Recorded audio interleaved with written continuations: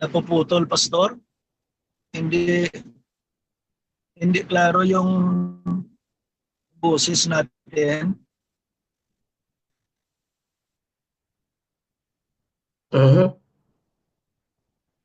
Hello po, Pastor. Tinig Marinig niyo naman po, ako? Pastor. Okay naman po ang boses ninyo. Marinig niyo ako, Pastor Rory? Opo. O maaari po paki-off po ang Hello inyong po. screen, yung video, tapos okay lang po kahit na Hindi na, hindi maganda yung koneksyon ng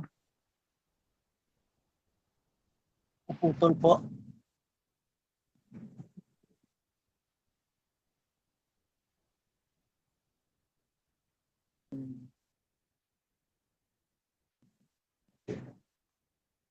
So, magandang tanghali po sa lahat.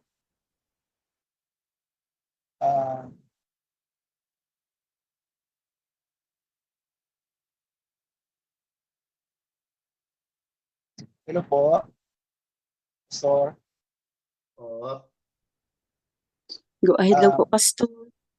Sige po. So, yung ating pag-aralan sa tanghali ito ay sinulat ni Pastor Chambers. At yung pamagat nito ay Becoming the Filth of the World. Dito sa, another slide. Dito sa 1 Corinthians chapter 4 verse 13, we have been made as the filth of the world. Okay, so when we are slandered, we are answers kind. We have become the scum of the earth, the garbage of the world, right up to this moment. So, tuloy natin. These words are not on exaggeration. The only reason they may not be true of us to call ourselves ministers of the gospel is not that Paul forgot or misunderstood the exact truth of them, but that we are too cautious and concerned about our own desires to allow ourselves to become the refuse or filth of the world. Fill up in my flesh what is lacking the affliction of Christ. Book of Colossians chapter 1 verse 24 is not the result of the holiness of sanctification, but the evidence of consecration, being separated to the gospel of God. Romans chapter 1 verse 1. Let's continue. So, beloved, do not think it's strange concerning the very trials which is to try you. The book of 1 Peter chapter 4 verse 12. If we do think the things we encounter are strange, it is because we are fearful and cowardly. We pay such close attention to our own interests and desires that we stay out of the mire and say, I won't submit, I won't bow or bend, and you don't have to, you can be saved by skin of the teeth if you like. So let's continue.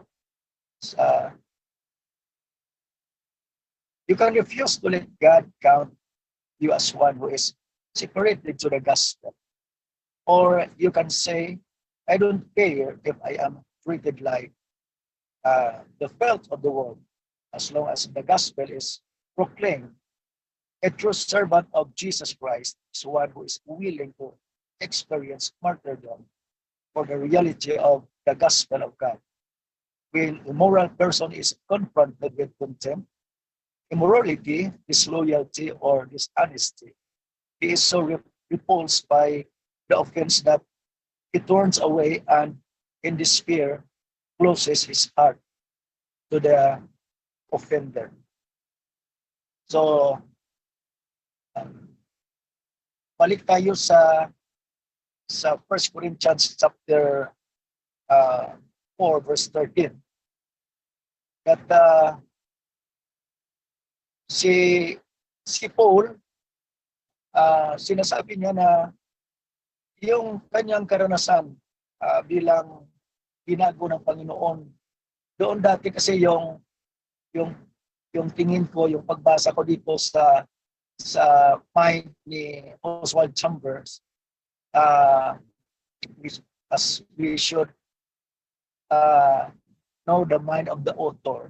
Dalawa kasi yung nakita ko dito that noon, nung si Paul hindi pa nagkaroon ng turn upside down, the transformation, the transformative experience with the Lord Jesus Christ on the road of Damascus,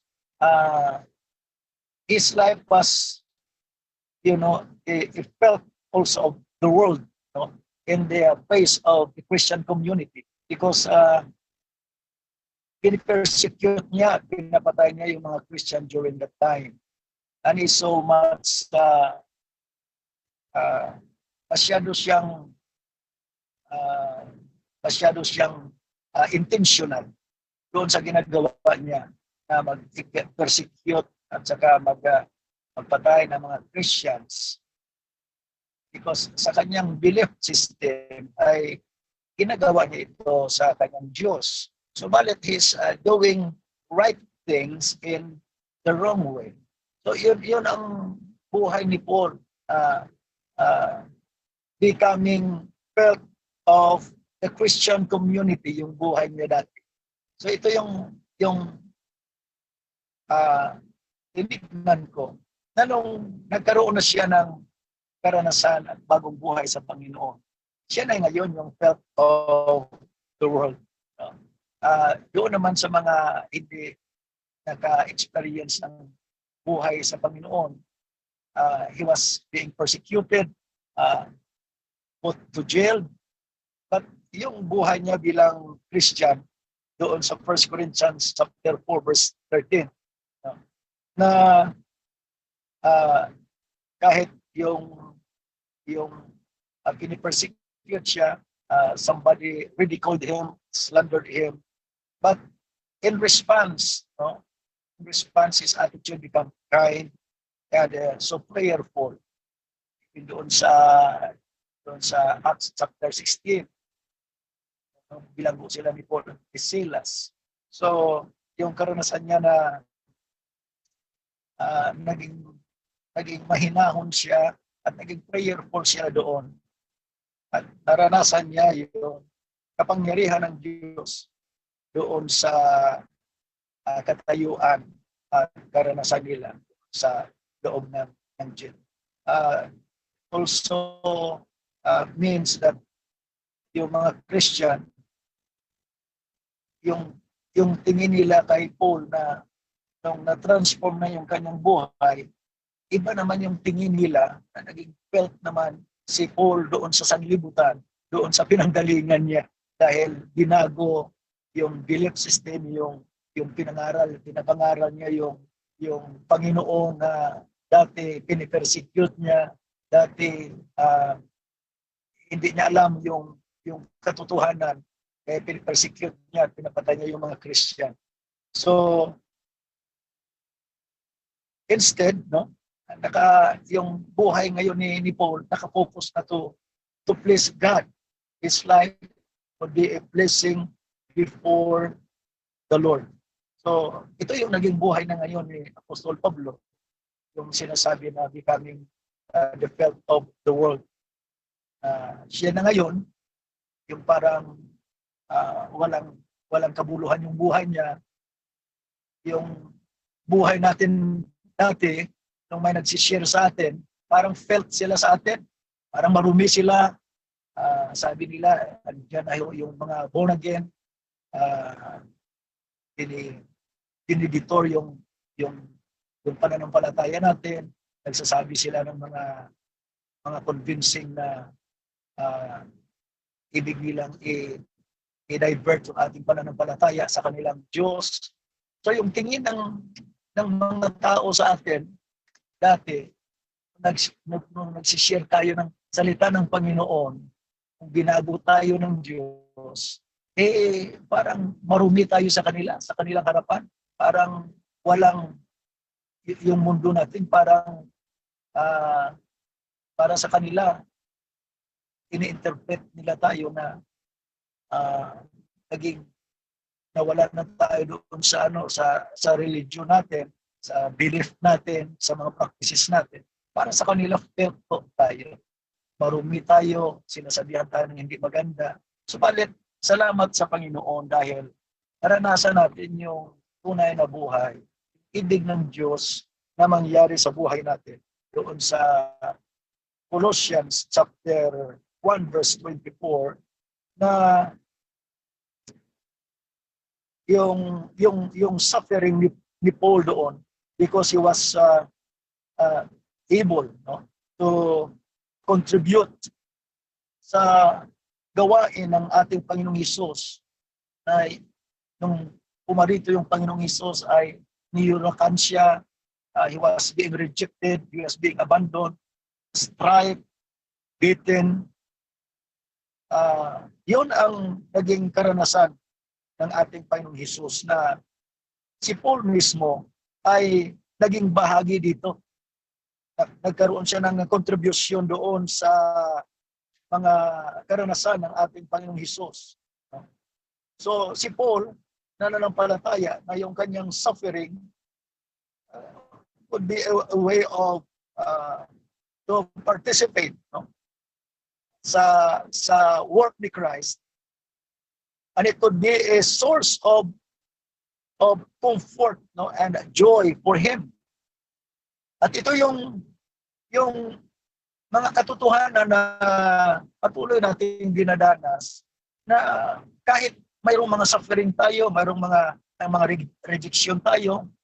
First of all, nung nauna tayo na born again, binago ng Panginoon, unang persecution natin, we are felt of our family, our friend, our close friend.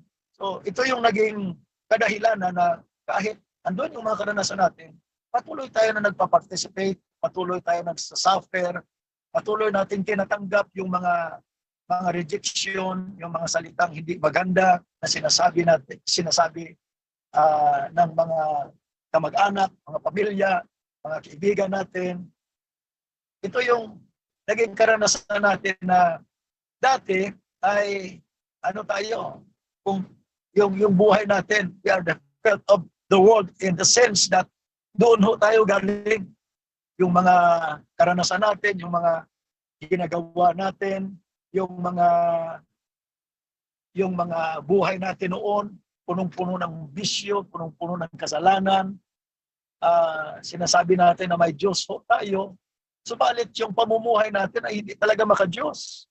So, ito ngayon, na nung binago tayo ng Panginoon, ito na ngayon, yung naging karanasan natin, na yung buhay ng Apostol Pablo, isang exemplary, isang modelo sa pagsunod niya sa Panginoon na he was rejected and beaten also, in prison. So lahat halos ng karanasan ni Paul ay pinagpatuloy niya dahil sa pag-ibig niya sa Panginoon, dahil sa gospel, sa magandang balita na ito'y nagbigay ng isang turnaround ng pagbabago ng kanyang buhay, ng kanyang pananampalataya, ng kanyang kanarasan at kanyang relasyon doon sa community na dati ay doon siya galing. At nung binago siya ng Panginoon, ito na ngayon. No, it is a dramatic, transformative experience yung nangyari sa buhay ng Apostol Pablo. At tinayuan niya doon sa Romans, no? Doon sa Romans chapter 1, ito yung masabi natin na si Paul as an apostle,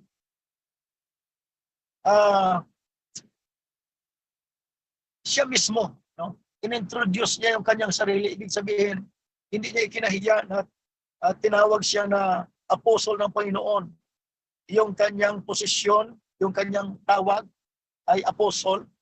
Subalit, inintroduce niya yung kanyang sarili na kahit doon sa posisyon niya na tinawag siya ng Panginoon na apostol, he was also called himself as a servant of Jesus Christ.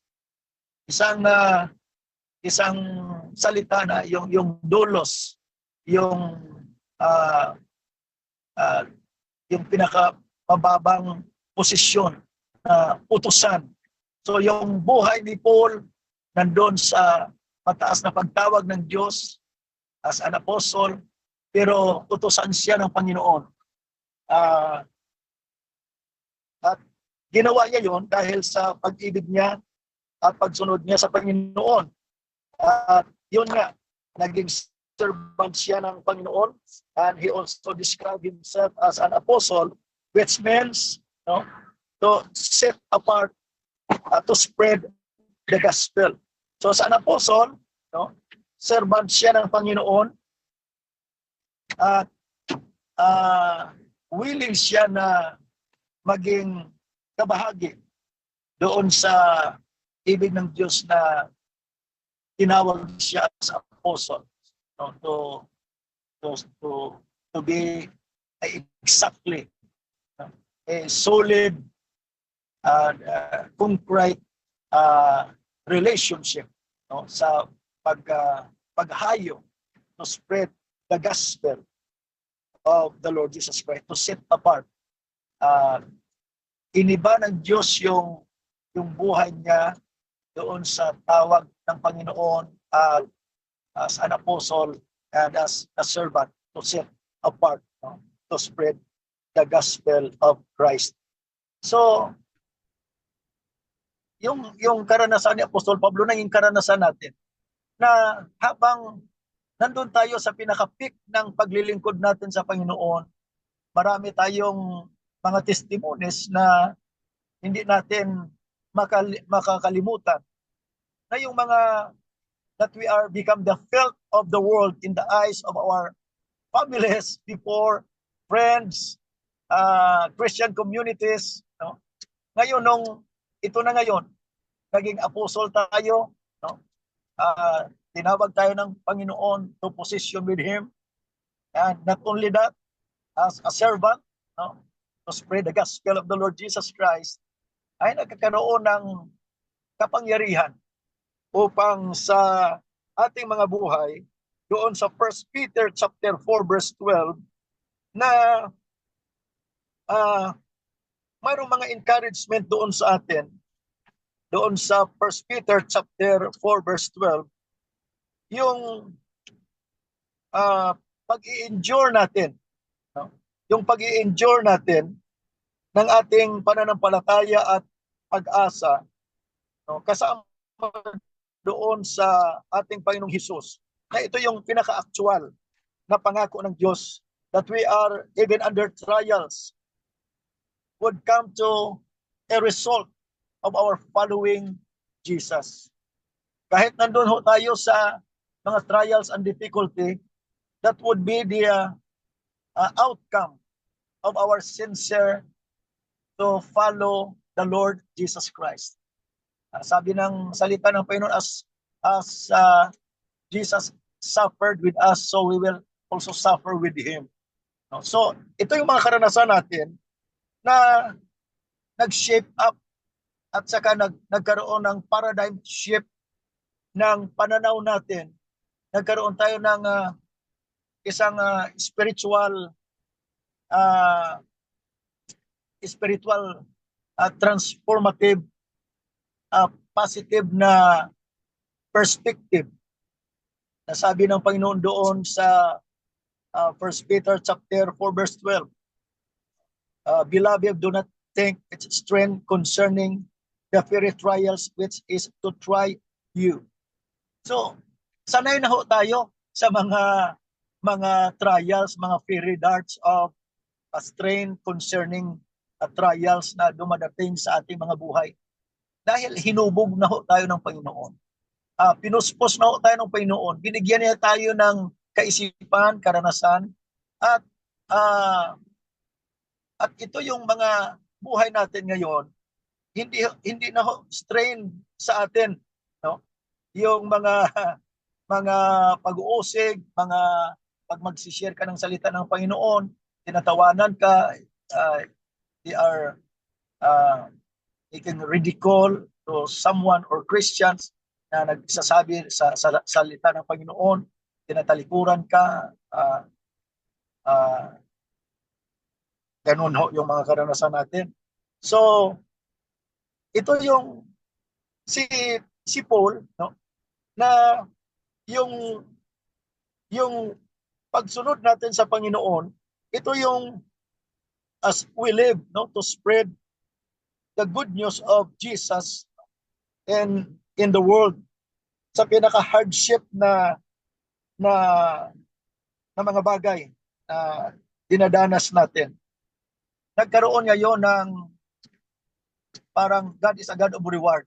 God compensate all our sacrifices and labor and suffering in following the footsteps of the Lord Jesus Christ. Though it's hard for us, sometimes sinasabi natin na umiiyak tayo sa Panginoon at mga kapatiran, pastors, brothers and sisters, minsan sinasabihan natin na parang pagod na tayo, parang hindi na natin kaya yung mga dinadanas natin.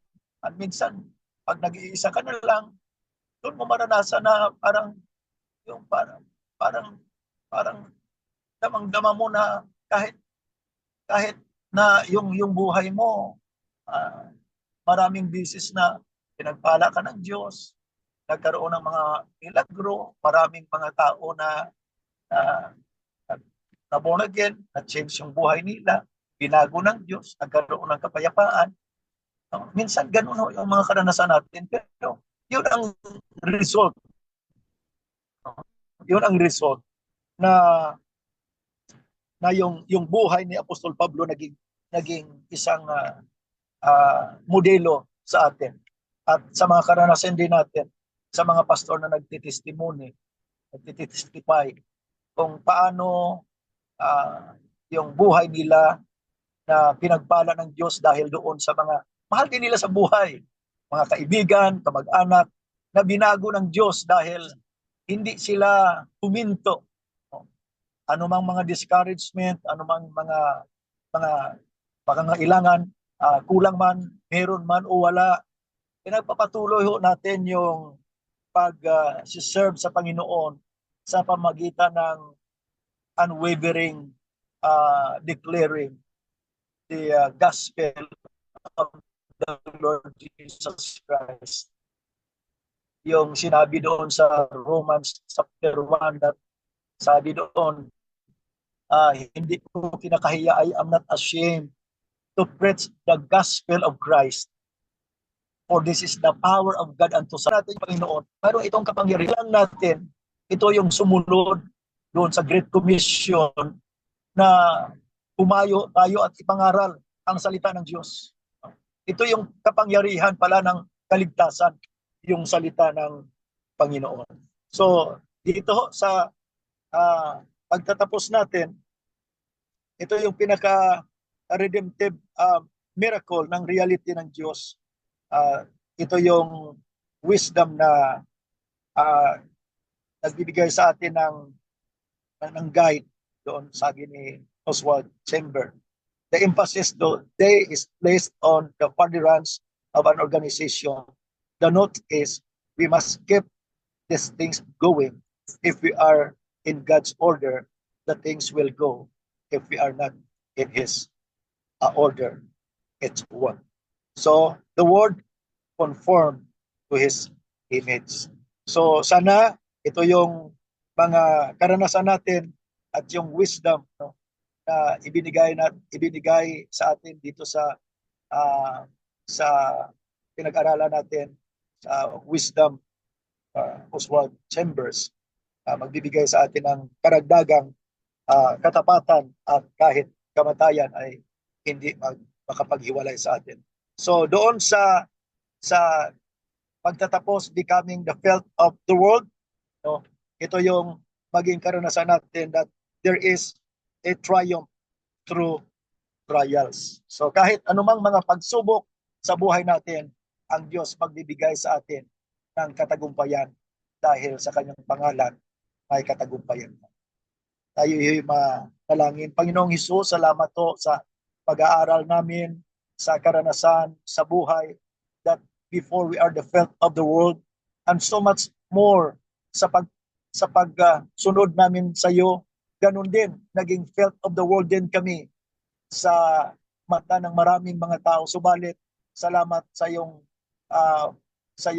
pangako na pag sinabi namin at pinagpangaral namin yung salita, mayroong kapangyarihan upang mailigtas ang maraming mga tao. Salamat o Diyos sa kapangyarihan ng iyong pag-ibig sa lahat ng karanasan namin, sa pagpapakumbaba, inuunawa namin yung lahat ng mga sitwasyon dahil mahal ka namin, sinusunod ka namin. Kaya salamat sa kaligtasan ng maraming mga tao. Salamat Panginoon sa bagong buhay at we are so blessed, insured and secured because of your word that brings salvation to many lost souls. Salamat Panginoon sa mga kapatiran na ang bawat isa sa amin ay patuloy kaming maglilingkod sa iyo. To God all be the glory. This is our prayer in Jesus' matchless name. This we pray. Amen. Amen. Salamat po sa lahat. Amen and Praise the Lord. amen. Purihin po ang Diyos at tunay nga ng napakayaman ng kanyang buhay na salita at ang kung saan ay namumutawi sa bibig at mismo sa mga bawat salitang ating narinig at ginamit ang ating pumulihing pastor upang may pahayag ang kanyang naisin na magpatuloy sa naisin ng Panginoon, magpatuloy may pahayag ang kanyang kalooban, may magpatuloy ang kapahayagan ng kanyang salita sa gitna ng anumang sitwasyon sa ating pong mga buhay. Salamat po, Pastor, sa iyong pong pangunguna sa amin po dito po sa Daybreak Global. Meron po pong nais magbahagi ng kanyang karanasan o anuman pong praise report na nais ipagpasalamat sa ating Diyos na buhay. Meron po ba? Bago po tayo pupunta sa ating pong prayer blast.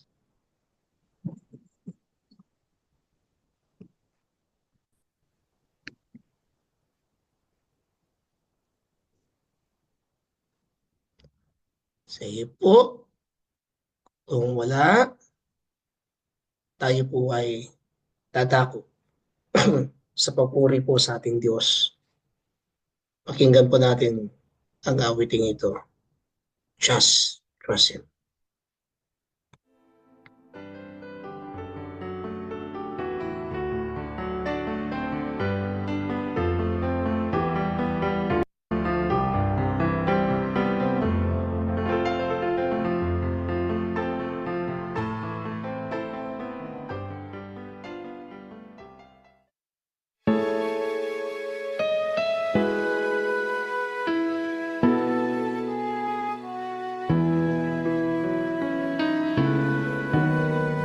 Just place your hands in mine, and I will hold you tightly. Do not be afraid, my child, just trust me. Just place your hands in mine, and I will hold you tightly. Do not be afraid, my child, just trust me. Never will I leave you, nor forsake you. For your comfort and strength I will be. I have called you by name, you are mine. So precious you are in my sight. all the glory and riches of heaven have I left to give you my love. Is there anything too hard for me to do? Will I withhold any good thing from you? When you call, I will answer. For the glory of my Father in you. Just place your hands in mine, and I will hold you tightly. Do not be afraid, my child, just trust me.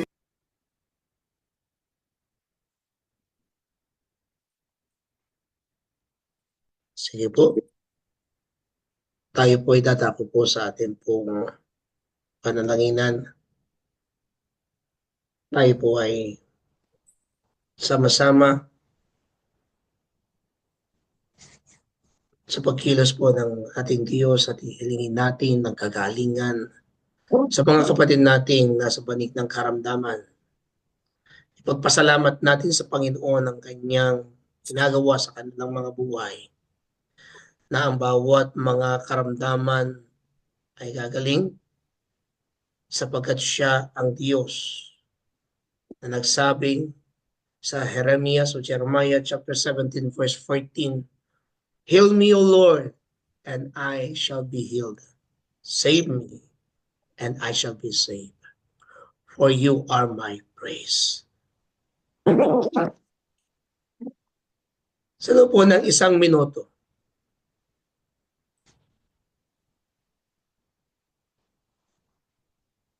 lahat po tayo ay mag-mute at itiklara ang kagalingan para sa ating pong mga kapatid. And that they heaven be heard, that all our prayers truly be answered. For 1 minute, let us all pray.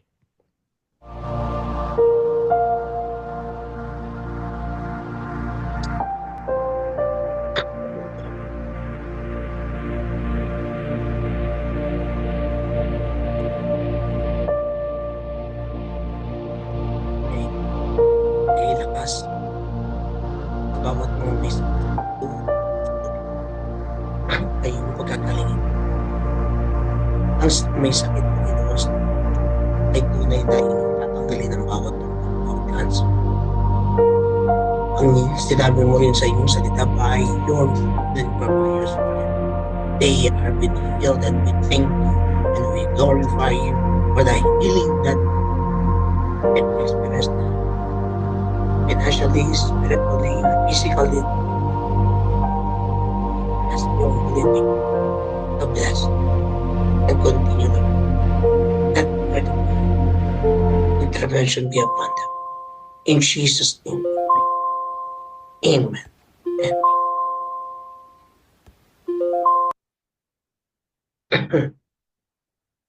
Next, sa araw pong ito, ating pong ipanalangin ang bawat mga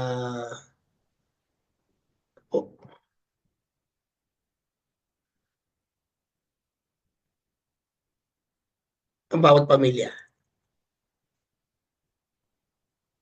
Let us pray for the family.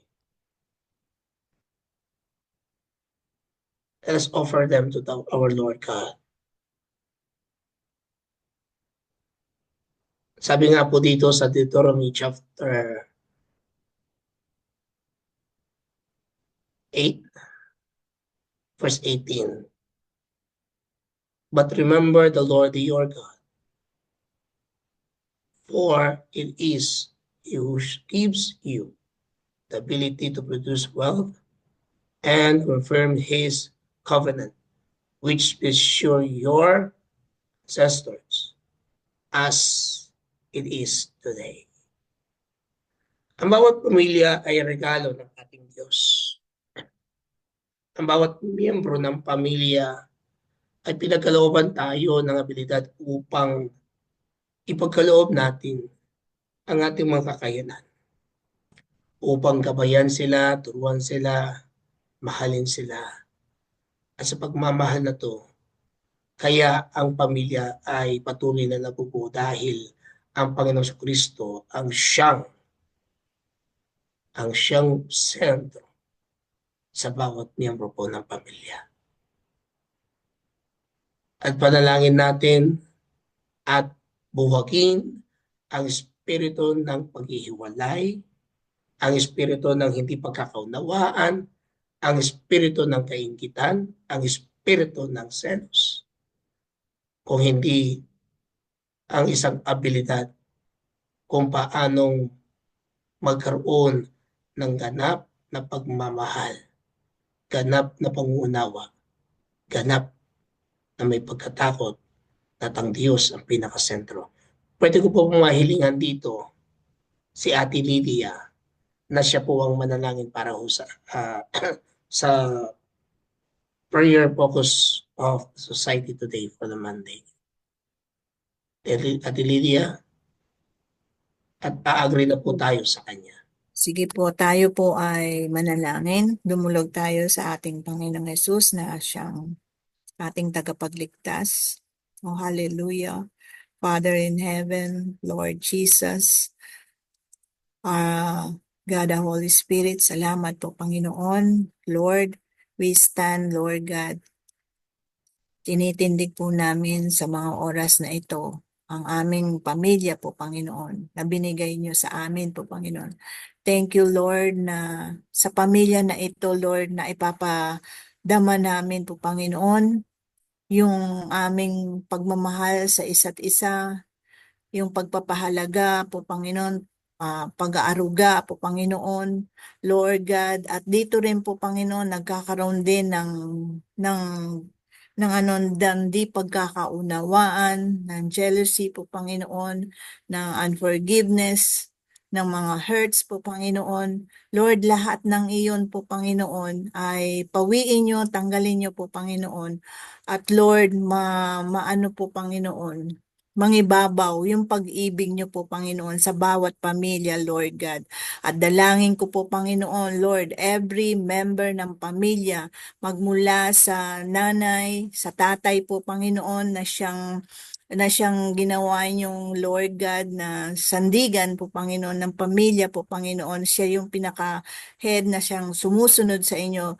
Lord, lahat tong pamilya na ito, tong member na ito po, Panginoon, ay merong kanya-kanyang role po, Panginoon. At dalangin po namin na magampanan ng bawat isa po, Panginoon, Lord God.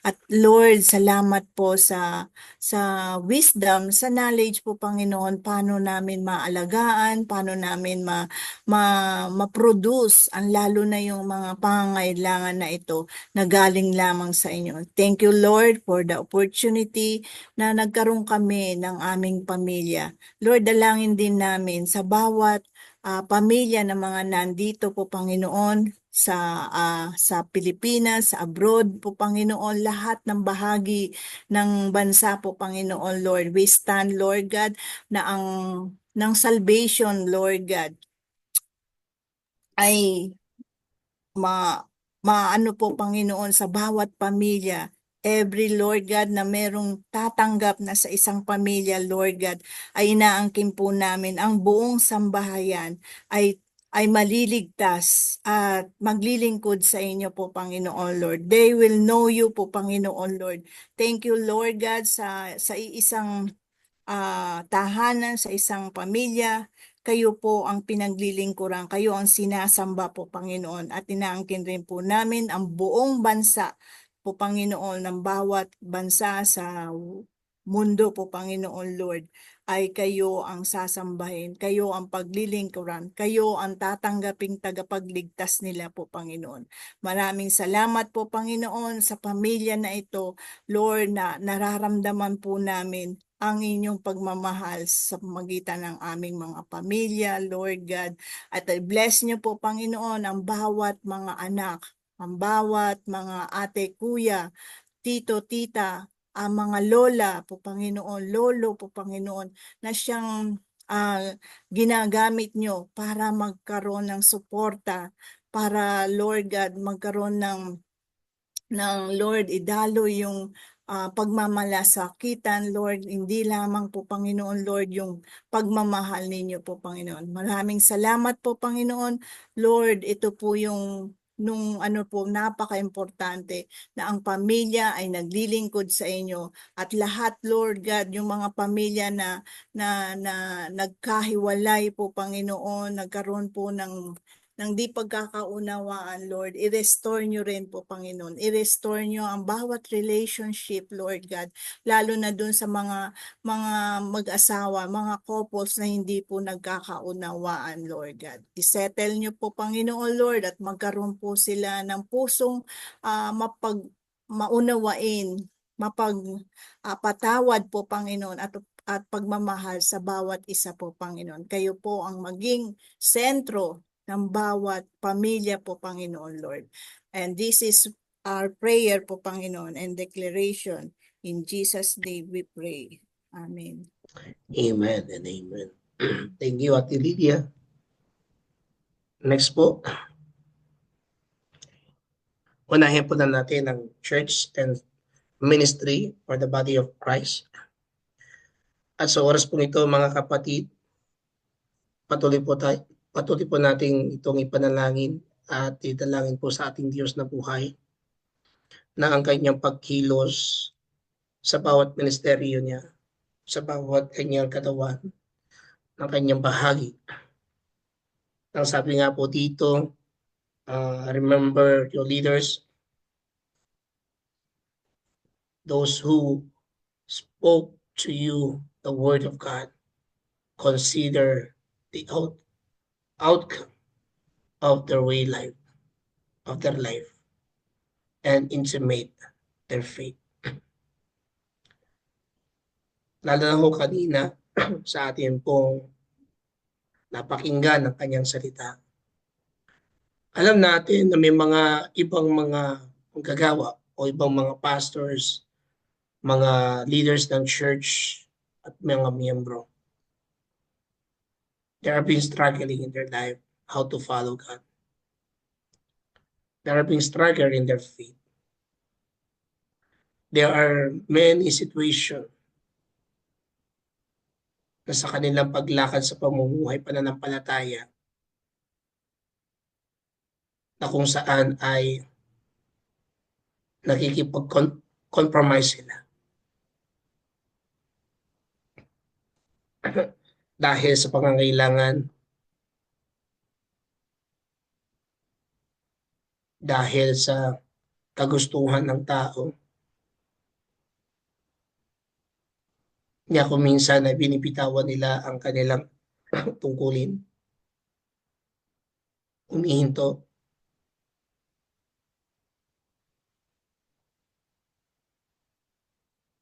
at nagkakaroon ng isang matinding problema. Can we pray for them? Can we pray for the church and ministry? And as we pray, let us bless the heaven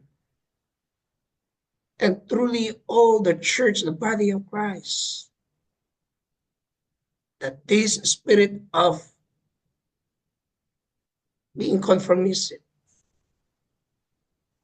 being conformed in this world, being confirmed sa tao, that they will be set free in their lives. And they can do what God want them to do. For 1 minute po. And can I ask right now, sa panalangin pong ito,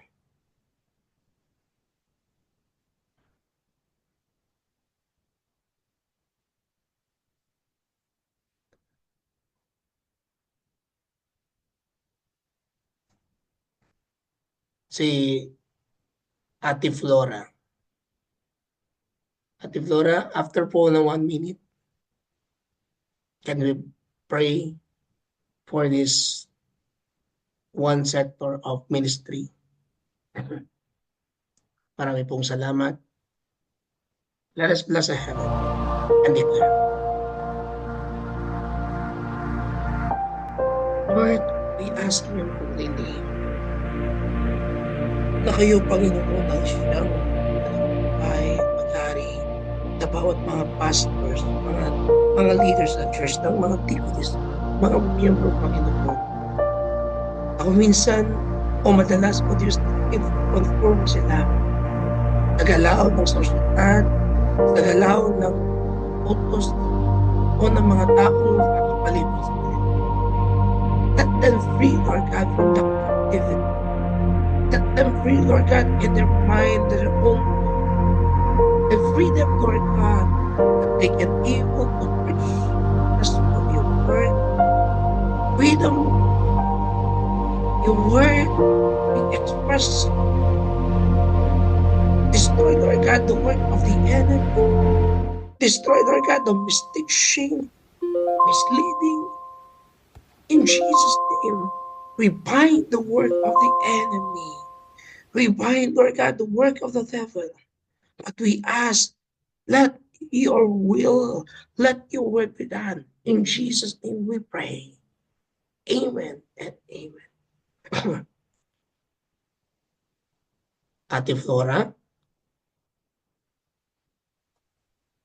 Yes po, Salamat Pastor. Sige po. Ama naming nasa langit, maraming salamat po, Ama. Nandyan ka lagi para takbuhan namin, para tawagan po namin sa lahat ng aming pangangailangan. Lord, hindi po lingid sa iyo, Lord God, kung ano po ang sitwasyon po, Lord God, ng mga church leaders, oh God, even the pastors and the deaconesses, whomever you are using in your kingdom, oh God, in your vineyard, Lord. Nakikita mo po ang lahat, oh God. So we pray, Lord God, sa mga kapwa namin na lingkod mo ang inyong mga doulos servant, oh God, na sa iyo lamang po kami nakafocus, Panginoong Jesus. Yes, Lord. At hindi sa mga kakulangan, hindi po sa mga problema, oh God. At sa iyo lamang po kami titingin, Lord. Wala pong nanawagan sa amin para gawin ito, para magsilbi bilang mga lingkod mo, your doulos servant, kundi ikaw lamang. Hindi po kami tinawag ng tao. Hindi rin po kami tinawag ng sarili namin, kundi ikaw lang. So ano man po yung sitwasyon ng buhay namin, oh God, sa iyo lamang po kami humihingi ng iyong kalakasan, ng inyong power, ng inyong anointing, oh God. That, Lord, we can still persevere and endure until the end, oh God. Lord, wala pong mahalaga sa amin kundi ikaw lamang, kundi ikaw ang masunod namin. We know, Lord God, that we are only temporary on this earth and heaven is our eternal home. So, Lord, hindi na po makakaistorbo sa aming paglilingkod sa iyo ang lahat ng mga problema na ito. Ang lahat ng mga sitwasyon, Lord God. Kung ano man po yung mga rejections and persecutions that we are suffering right now or whatever we are facing, Lord, that's all nothing because it is you who is with us, oh God. So we pray for each and everyone in whatever condition we may be, in bad times or in good times, Amen. in prosperity or in poverty, whatever condition we are, whether we are in lack of things, oh God. We know that we are already complete with you because we have you, Jesus. So Lord, we pray, oh Lord God, for more strength, power, and anointing upon the pastors, the leaders, and the elders, and the deaconesses, oh Lord God. All your servants, Lord God. Ganon na rin po lahat ng mga members, lahat ng members ng family namin, oh God. Wala po kaming titingalain, wala po kaming tatawagan, kundi ikaw lamang. Dahil alam po namin na hindi mo kami iniiwan, Lord God. You are always there for us. You protect us from all evil, Lord God. And you Jesus. provide everything we need. You are our satisfaction. You are the only one who can complete us, oh God. And we know that everything on this earth is only temporary. And we want to go home to you, Father, with your sweet welcome telling, welcome, my good and upright servant. And Lord, we know that there are times that we complain. There are times that we question, and sometimes we even argue and we give up. But Lord, we need your strength. Yes, We Lord, need give your us the strength. encouragement. We need your comfort, oh God. Amen. Dahil narito pa rin po kami, marunong po kaming masaktan, marunong din po kami magdamdam, marunong din po kami magtampo. Pero God, lahat ng ito na nararamdaman namin, please take them away from us. Yes, And Lord. so, Lord, replace them with the joy, or God, Amen. of having you as our Lord and Savior. Amen. And so we are here, Lord God, never to give up anymore, never to complain, never to question, never to Lord, argue, because in it is Jesus' you who is, oh Lord God, sending us to do the one you want us to do, oh God.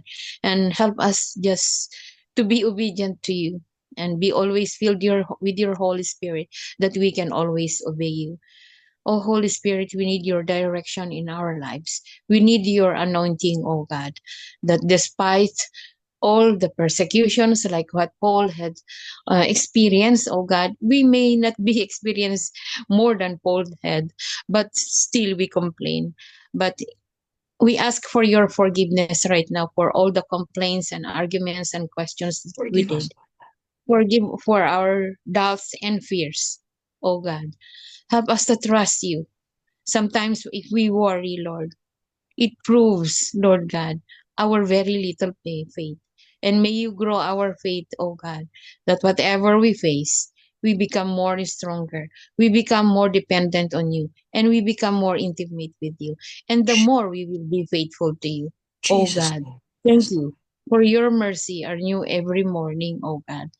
Tawarin niyo po lang, Ama, ang aming mga pag-give up minsan, ang aming mga reklamo, oh God. Dahil, Lord God, ikaw ay sapat na sapat para sa amin. Without you in our lives, we are nothing, though we have all the things in this world, oh God.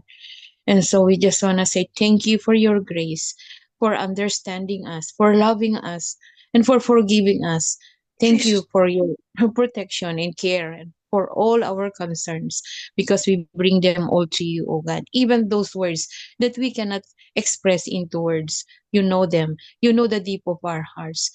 And Lord, we just want to say thank you for choosing each and every one of us here in their break. We thank you for our lives, for you have chosen us as your servants to show you, Jesus, of how you changed us, of how you transform us, whatever are the mocking words that we can hear.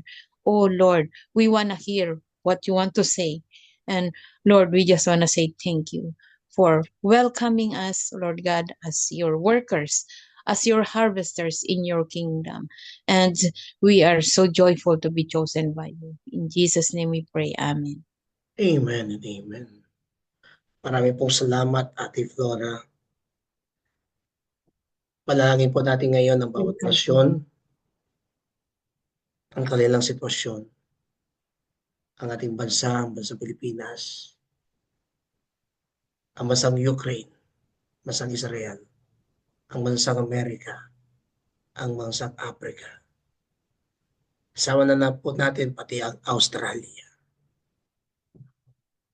At sa bansang ating pong kinaroroonan, ang UK, ang Spain, ang Kuwait. Sama po natin ang iba pa.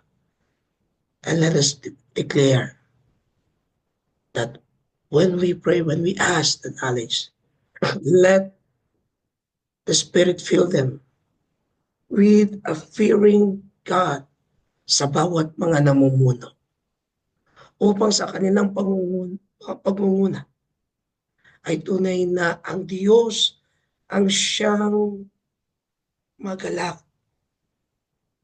that may we live in peace more and may we live in truly love and harmony in the midst in our situation. Nandiyan ang mga kalamidad na nangyayari. May mga buhay na nawawala. May mga nang-aabuso. Sabi nga po dito sa Colossians chapter 1 verse 9 to 10. We have not ceased to pray for you, asking that you may be filled with the knowledge of His will in all spiritual wisdom and understanding, so as to walk in the manner worthy of the Lord, fully pleasing to Him, bearing fruit every good work and increasing in the knowledge of God. For 1 minute, let us all unmute and declare peace, love in every country. Let us begin on in prayer. Diyos na makapagpapas.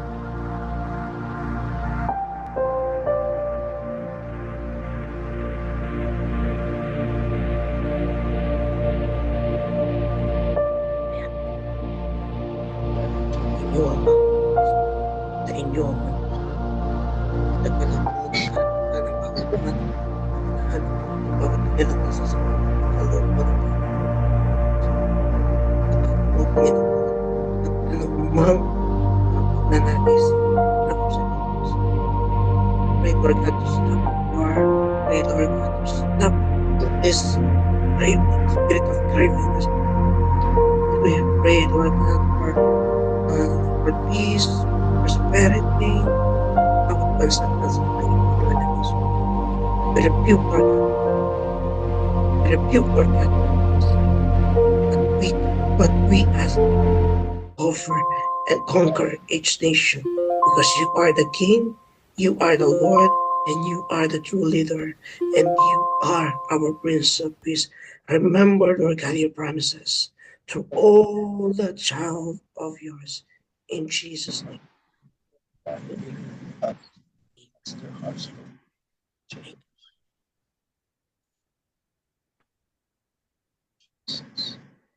Meron po ba sa atin na dumating ang araw ng kanilang kapanganakan, anibersaryo?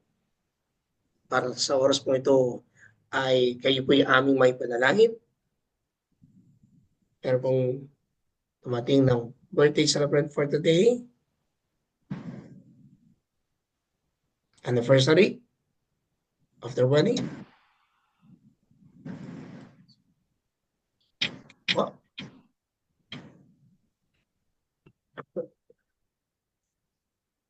Pastor Raul, pwede po paunahan po ninyo kami po sa panalangin ng pasasalamat, Thanksgiving prayer. And I will put the benediction for the Lord.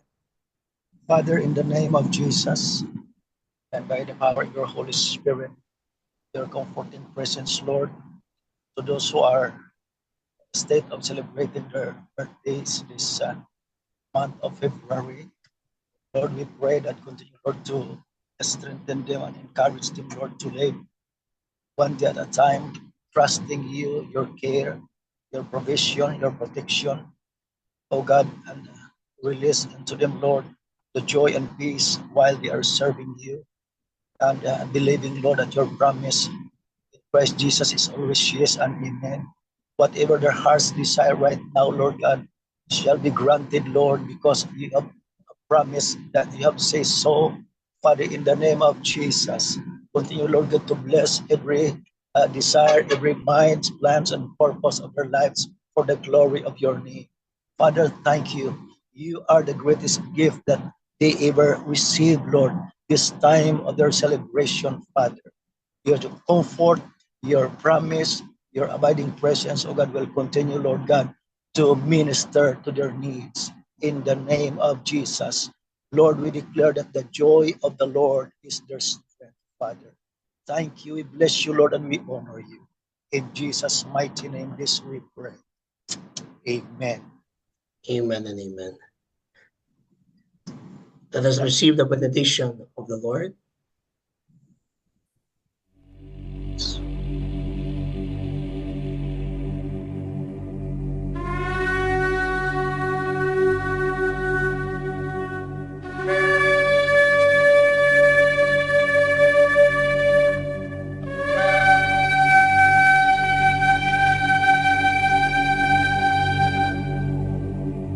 יברכך אדוני וישמרך. יאר אדוני פניו אליך ויחונקה. יישא אדוני פניו אליך וישם לך שלום. The Lord bless you and keep you. The Lord make his face shine upon you and be gracious to you. The Lord lift up his countenance upon you and give you peace. And everyone will say, Amen. Amen. And amen. Amen. Maraming pong salamat sa lahat at maraming salamat Pastor Raul sa iyo pong pangunguna sa araw pong ito. Sige po, bago po tayo po mag-take ng picture, dito na po tayo po sa February. Yan. Purihin po ang Panginoon at sa oras po ito at talagang tunay na ang Diyos na papaalala sa atin sa ating pong mga buhay, pagkilos sa Kanya at pagsunod. At sa araw po ng bukas, si Pastor Robert po manguna at sa Wednesday ang inyong abang lingkod. So maraming pong salamat mga kapatid. Purihin po ang ating pong Panginoon. And then before we bago po tayo magkakaway-walay, pwede po bang ang bawat isa ay mag-on ng kanilang mga video and let us take a picture. 1, 2, and 3. Yun. Maraming pong salamat sa bawat isa. God bless you, Pastor Robbie. Thank you, everyone. God bless everyone. God bless po. Thank you.